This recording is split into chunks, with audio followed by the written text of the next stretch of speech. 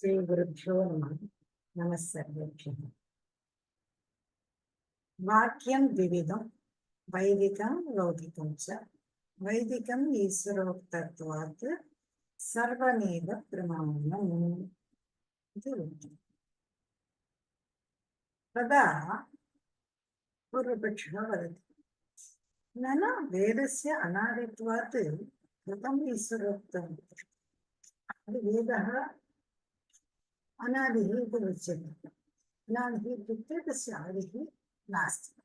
आदिः नास्ति चेत् तत्र कर्तृकत्वं कथं सिद्ध्यते, ईश्वरोक्तम् इति कथं सिद्ध्यति इति तस्य प्रश्नः। वेदः पौरुषेयः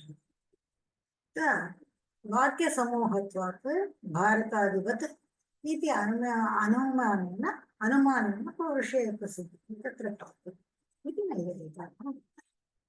वेदः पौरुषेयः वाक्यसमूहत्वात् भारतादिवत् यत्र यत्र वाक्यसमूहत्वं तत्र तत्र पौरुषेयम् इति व्याप्तिः। तस्य प्रमाणं तु ग्रन्थेषु लभ्यते एव। यदि एकदेशग्रहणे सति सर्वत्रापि ग्राह्यः एव इति ज्ञायते। ग्राह्यमिति न। यदि भारतरामायणादौ एकदेशग्रहणे यत्र यत्र वाक्यसमूहत्वं तत्र पौरुषेयत्वं स्वीक्रियते चेत् एकदेशग्रहणे सति सर्वत्रापि तदेव ग्राह्यम् इति नियमः अपि अस्ति। अतः भारतादिकं पौरुषेयं तस्य प्रमाणं तु ग्रन्थेषु लभ्यते एव। व्यासमुनिना रचितमिति तदेव रामायणे वाल्मीकिमुनिना रचितम् इत्यपि अस्ति, सर्वम् अस्ति। तदेव तदा वेदः पौरुषेयः वाक्यसमूहत्वात् इत्युक्ते तत्र वेदः भवति अनुमानेन यदि वयं चिन्तयामः, वेदः भवति पक्षः, पौरुषेयः साक्ष्यं भवति, वाक्यसमूहत्वात् इति साधनं हेतुः भवति। तत्र स्मर्यमाणकर्तृकत्वम् इति उपाधिः। यद्यपि वेदे पौरुषेयत्व साध्यस्य संदिग्धता वर्तते, पौरुषेयत्वं वर्तते या न वा इति साध्यं वर्तते, साध्यस्य संदिग्धता वर्तते। किन्तु वाक्यसमूहत्वात् इति हेतुः तु किञ्चिदपि न सन्देहः नास्ति। वाक्यसमूहः तत्र अस्ति एव इति कारणात् स्मर्यमाणकर्तृकत्वम् उपाधिः। अतः साधनाव्यापकत्वमपि हेतोः सत्त्वे साधनाव्यापकत्वमपि स्मर्यमाणकर्तृकत्वं वाक्यसमूहत्वात्। यत्र यत्र वाक्यसमूहः तत्र पौरुषेयत्वम् इत्युक्ते तत्र स्मरणं भवति, कर्तायाः तस्य स्मरणं भवति, वाल्मीकेः वा व्यासस्य वा यदि काव्येषु यत्र कुत्रापि दृश्यते तत्र कर्तृकत्वं तु वर्तते एव। अतः सोपाधिकत्वात् इदम् अनुमानं दुष्टम् इति पूर्वपक्षः वदति चेत् समाधाने नैयायिकाः एवं वदन्ति, एवं नास्ति। यदा एकत्र ग्रहणे सति सर्वत्र ग्राह्यं भवति। यत्र यत्र वाक्यसमूहत्वं तत्र पौरुषेयत्वम् इत्युक्ते भारतादिकं पौरुषेयं खलु। यतः पुरुषेण तत्र मुनिना ऋषिणा तत्र भारतं रचितं खलु, तत्र पौरुषेयत्वं वर्तते खलु। अतः तस्य प्रमाणं तु ग्रन्थेषु लभ्यते।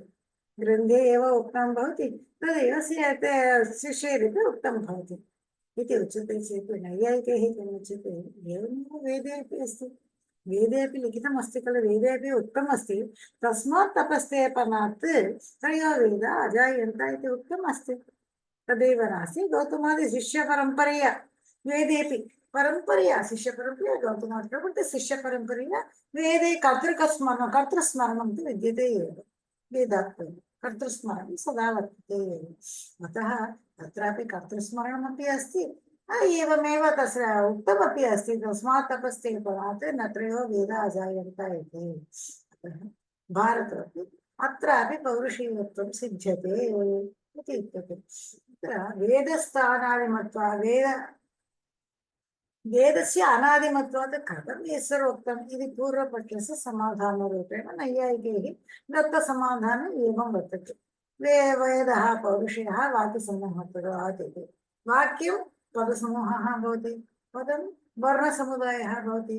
वेदे तु वाक्यसमुदायः, वर्णाः अखण्डाः, तेषां नित्यतां प्रत्यभिज्ञायां वर्तमानत्वात् वर्णाः अखण्डाः भवन्ति। स एव इङ्गकारः इति प्रत्यभिज्ञया गकारस्य नित्यता सिद्धति खलु शब्दस्य क्षणद्वयावस्थावित अथवा तदपेक्षा अधिककालम् इत्युक्ते नित्यत्वमपि वक्तुं शक्यते यदि क्षणद्वयावस्थायिनी एव समयः वर्तते शब्दस्य तदा प्रत्यभिज्ञा न युज्यते क्षणद्वयावस्थमेव यः ज्ञानं भवति तत् प्रत्यभिज्ञायाः कारणं न भवति अतः शब्दस्य नित्यत्वं चेत् वेदस्यापि नित्यत्वमेव खलु इति तेषां वादः वेदस्य नित्यत्वम् इति वादः शब्दं श्रुत्वा ज्ञायते उत्पन्नः गकारः यः नष्टः गकारः यः इति प्रतीतिः अस्माकं ज्ञायते एव उत्पत्तिविनाशो तु तत्र वर्तते एव प्रत्यभिज्ञायाः प्रामाण्यं तु सर्वदा यदि प्रत्यभिज्ञा कथं वर्तते तदा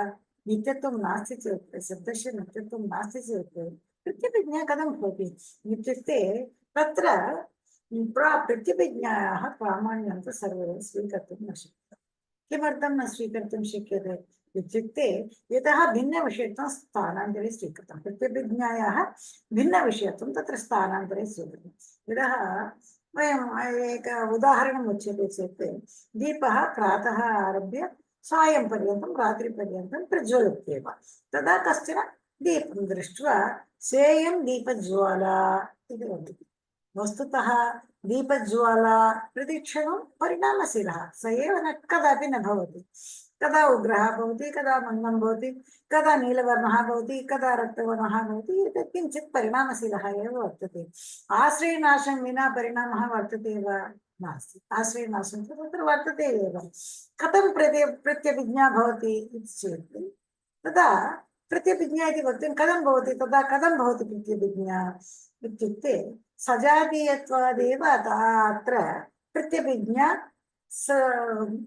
लभ्यते अस्माकं स्मर्यते प्रत्यभिज्ञा सजातीयत्व अवलम्बी एव अतः एवं वक्तुं शक्यते प्रत्यभिज्ञा सजातीयत्व अवलम्बी एव यद्यपि वर्णानां नित्यत्वं स्वीकुर्मः वेदानां तु वेदाः तु क्रमिकवर्णानां सन्ति क्रममेव तत्र विशेषः भवति यद्यपि आनपूर्वेण उच्चारणं नास्ति चेत् तत्र वेदता एव न सिद्ध्यते वर्णसमुदायानां वेदत्वं न भवति आनपूर्वेण उच्चारणं अनवोत्तरं वा पूर्वं वा आनपूर्वेण उच्चारणं नास्ति चेत् तत्र वेदत्वं न सिद्ध्यते आनपूर्वी यदा उच्यते तदा वर्ण अव्यवहित पूर्व उत्तरवर्तित्वं वर्णस्य अव्यवहित पूर्ववर्तित्वं वा उत्तरवर्तित्वं वा स्यात् अतः आनपूर्वी अनित्या एव भवति यदि आनपूर्वी अनित्या इति उच्यते वर्णानां क्रमिकवर्णानाम् आनपूर्वी अनित्या इति उच्यते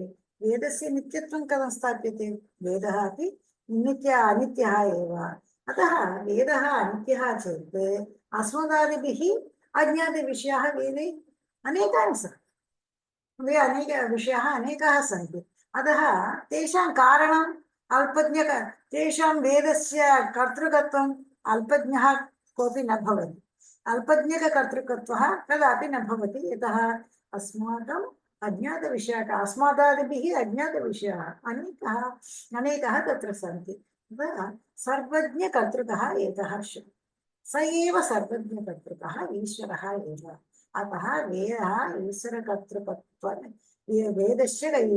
वेदः ईश्वरकर्तृकः एव इति तत्र न्यायैः साध्यते अतः वेदस्य ईश्वरोक्तत्वात् प्रमाणम् इति वक्तुं शक्यते एव इति नैयायिकाः वादः। नमो नमः। धन्यवादः। श्रीगुरुभ्यो नमः।